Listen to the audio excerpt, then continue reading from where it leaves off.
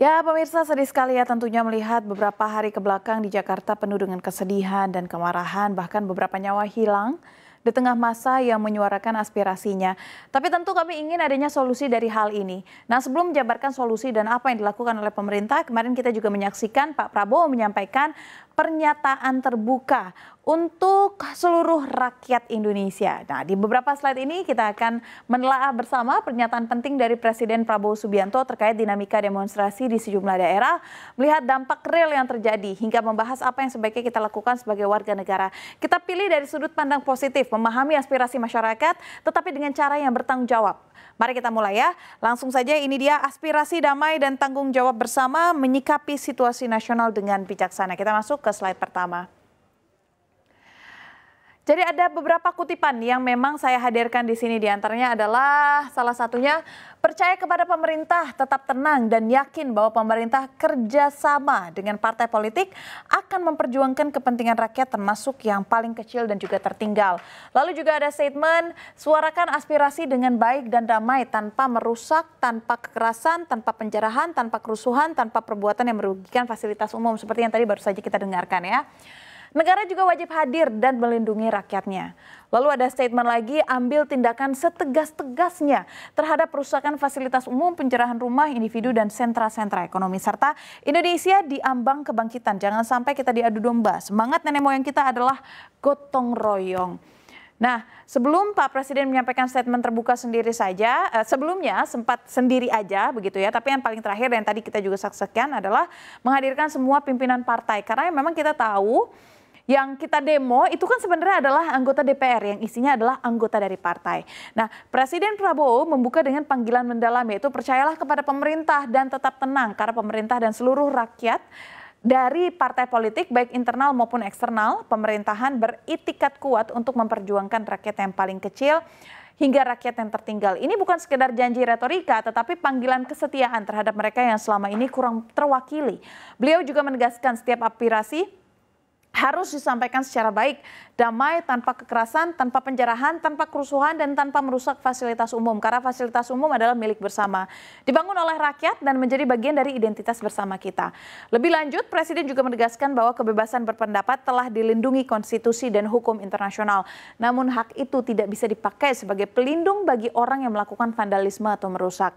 Negara tentunya harus hadir melindungi rakyat. Oleh karena itu, Polri dan TNI diperintahkan untuk bertindak tegas terhadap pelaku kerusakan atau penjarahan sesuai dengan hukum. Namun meskipun negara menunjukkan sikap tegas, Presiden juga membuka ruang-ruang aspirasi yang disampaikan secara murni dan damai akan didengar, dicatat dan ditindaklanjuti. Bahkan DPR juga diminta untuk membuka dialog langsung dengan mahasiswa dan juga tokoh masyarakat agar tidak ada aspirasi yang hilang menguap begitu saja. Di atas semua itu, Presiden juga membuka nada persatuan Indonesia. Indonesia di ambang kebangkitan, jangan sampai kita terus diadu domba. Dengan mengangkat nilai gotong royong sebagai spirit nenek moyang bangsa, beliau juga meminta kita menjaga lingkungan, keluarga, dan tanah air bersama-sama, sebuah panggilan positif untuk bersinergi di tengah krisis. Ini adalah statement yang disampaikan oleh Pak Prabowo baik pribadi ataupun bersama dengan pimpinan dari partai politik. Nah, dari aksi demo yang dimulai sejak 28 Agustus lalu dan terjadi di sejumlah wilayah, terdapat beberapa kerusakan yang terjadi. Contohnya saja di Jakarta ya, hingga Makassar, Surabaya.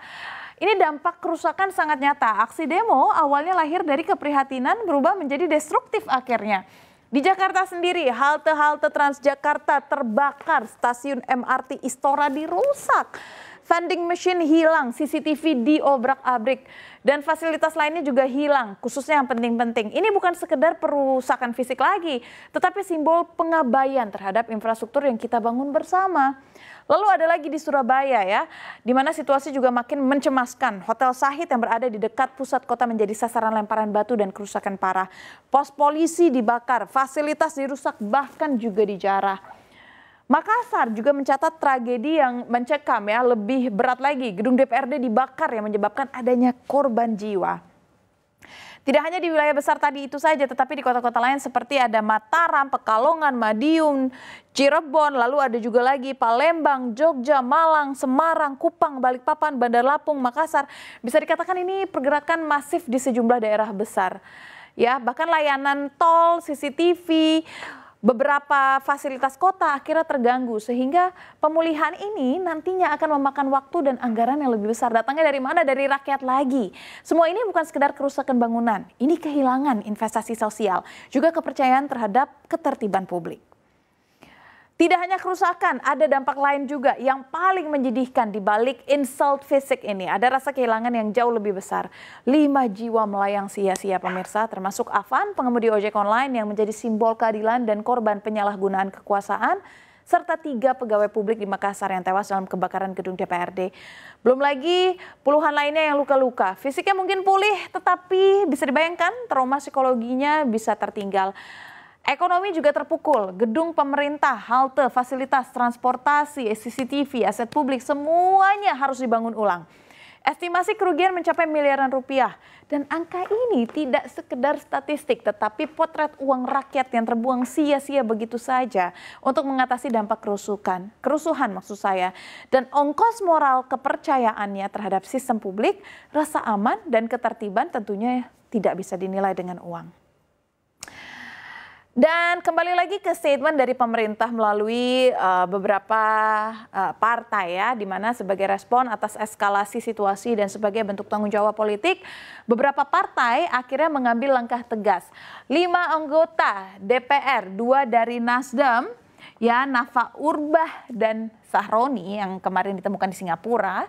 Lalu ada juga dari Partai PAN, Eko Patrio dan juga Uya Kuya, dan juga dari Golkar yaitu Adis Kardi. Akhirnya dinyatakan dinonaktifkan dan dicabut keanggotaannya mulai dari 1 September 2025. Bahkan terakhir didengar juga memang sudah diberhentikan juga dari DPR seperti itu ya. Dan tindakan ini artinya mencerminkan keseriusan partai dalam menjaga kredibilitas institusi legislatif dan menahan akses-akses yang merusak citra politik.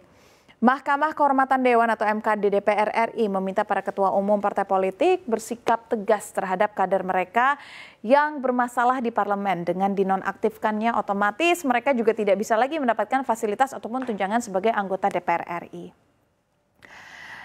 Dan sebagai penutup, apa yang artinya bisa kita lakukan pemirsa? Pertama, sampaikan aspirasi secara damai dan konstruktif. Dialog dengan wakil rakyat, aktif di media sosial secara santun atau tulis surat terbuka. Hindari kekerasan yang pasti karena perusakan fasilitas umum bukan hanya merugikan uang rakyat tetapi bisa menyabot substansi tuntutan kita. Artinya suara benar-benar yang ingin kita sampaikan jadi tidak didengar. Tapi dapat dipahami juga sebenarnya, memang saat ini anggota DPR-nya juga enggan ditemui. Bahkan demo sudah terjadi berhari-hari pun masih nggak ada anggota DPR yang berani menemui pendemo. Maka sebenarnya menjadi makin sulit untuk berdialog. Maka dari itu sosial media satu-satunya cara meskipun sempat sesaat dibungkam seperti TikTok yang nggak bisa live. Kita ambil saja alasannya untuk mencegah kekhawatiran yang lebih luas. Tetapi gunakan untuk menyampaikan aspirasi kita yang sebenar-benarnya. Maka dari itu pemirsa, mari kita hidupi kembali nilai gotong royong. Jangan mudah diadu domba. Persatuan lebih kuat daripada konflik. Selain itu kita juga perlu aktif memonitor dan mendesak realisasi perbaikan. Jangan diam saja. Kirim perwakilan, berikan masukan melalui saluran resmi dan dorong DPR serta pemerintah merevisi kebijakan. Lebih jauh lagi, bangun budaya politik yang sehat, edukasi lewat diskusi kelompok, kampus atau komunitas. Bukan hanya aksi yang kita butuhkan, tetapi diskursus kritik dan solusi yang matang. Dengan cara ini, aksi kita bukan sekedar protes, tetapi kontribusi nyata untuk demokrasi dewasa dan berbudaya.